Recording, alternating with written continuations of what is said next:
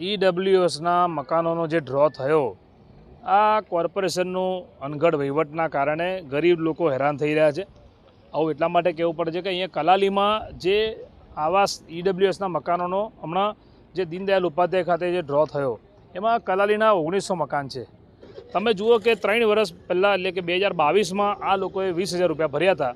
આજે પણ મકાન તૈયાર નથી અને મકાન તૈયાર થયા પહેલાં તો ડ્રો કરી નાખ્યો. એટલે તમે જે ગરીબોને સપનાનું મકાન આપવાની જગ્યાએ તમે ગરીબોની મજાક ઉડાવવા માગો છો. આ ભ્રષ્ટ તંત્ર, કોર્પોરેશનના જે અધિકારીઓ, ઈડબ્લ્યુએસ વિભાગના જે અધિકારી છે, સૌથી પહેલાં એમની બદલી કરો, એ જગ્યા પરથી એમને હટાવો. કારણ કે એમને જ ગરીબોને ધક્કા ખવડાયા છે.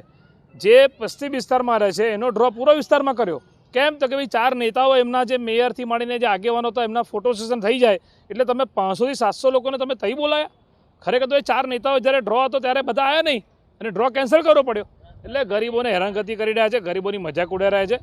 અને અમે કોંગ્રેસ પાર્ટી આ ગરીબોની જોડે છે અને અમે આ લોકો માટે આંદોલન પણ કરીશું.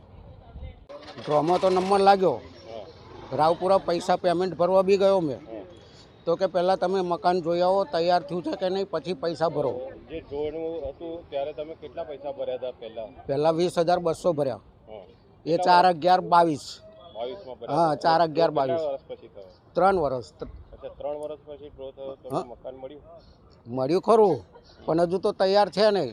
પછી કેટલા વર્ષ લાગે? હજુ 3 થી 4 વર્ષે હાથમાં આવ્યું તો સાચું છે. ત્યાં સુધી તો અમારે ભાડા જ ભરવાનું. હાલ કેવી રીતે રહો છો? અત્યારે ભાડે રહીએ, 3500 રૂપિયા ભાડું ભરું છું. શું નામ છે આપનું? વિજયભાઈ પટેલ.